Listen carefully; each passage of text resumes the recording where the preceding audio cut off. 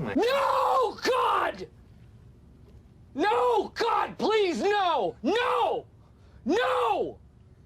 No! In light of the recent events surrounding Nobuhiro Watsuki and Rurouni Kenshin, I wanted to pose a question. Would you ever want to meet a creator you really like? For those of you not familiar with the controversy surrounding Nobuhiro Sensei, I'll give you a quick rundown.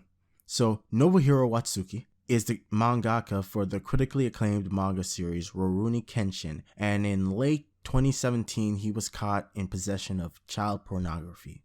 He was fined 200,000 yen for breaking the country's law. Fast forward a couple months and Rurouni Kenshin Hokkaido arc is going to resume serialization in Jump Square, and as you can probably tell, otakus in the West are a little up in arms about the whole situation. I have a very deep relationship with Rurouni Kenshin. It was one of the first manga series I ever read, and it really helped me get into Japanese culture and anime in general. One of the things I loved about it was just how uniquely different it was from anything I had seen at that point. Growing up in the West, I watched a lot of cartoons on TV and a lot of Western stuff, and it never really occurred to me that you could make something so action-packed and serious, but in a comic book or animated format. It really just struck me as completely and totally awesome. I latched onto it and I read every volume twice. I read it once in middle school and then once more in high school. And overall, I just feel like if I had never come across it, I don't know if I'd be an anime fan today. And to me, this whole controversy was a huge deal. I can't describe the feeling of when I first saw that Mother's Basement video where he described the whole dilemma with Watsuki sensei, and I don't know, it felt like something sacred, something from my past that I really treasured, like something precious has been taken from me.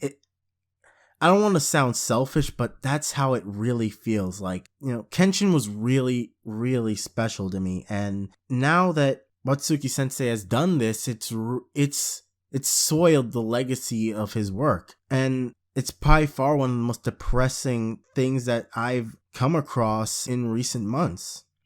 At least for me anyway. The one thing I've really learned from this whole controversy is that creatives and creators, they're people too. Just like anybody else, they have their own strengths, their weaknesses, their flaws, and they make mistakes too. And though I don't think I can ever forgive Watsuki sensei for not only owning and supporting an industry like child pornography, but also soiling the legacy of Kenshin, I can't truly despise the man or be overly judgmental, because at the end of the day, he's human. Human beings make mistakes, and it's not my place to judge him. I am not a judge. I'm not a jury. I'm just a guy on the internet. And as far as the laws go, in Japan, Watsuki sensei has seemingly been punished. So that's that, I guess.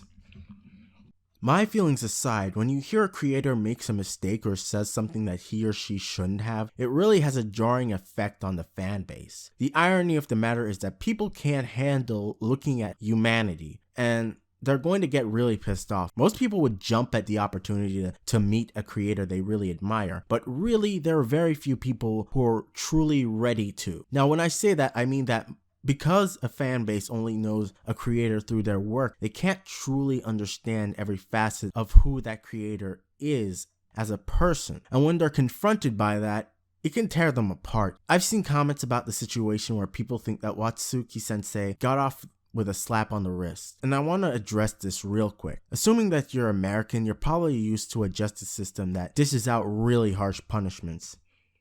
30-year sentences and the like are not nearly as common outside of the US, and Japan in particular tends to have much lighter sentences for most crimes. At the end of the day, I'm no judge. This is what the country believes his crime was worth, and I have no place judging their way of doing things. As things stand, I don't think I could ever read the Rurouni Kenshin Hokkaido arc. It's just too tainted for me. And that's okay. I just couldn't handle who Watsuki sensei really was. However, the original Kenshin manga series will always have a special place in my heart, and for what it's worth, I don't regret the joy reading the series gave me. Now, thanks for listening.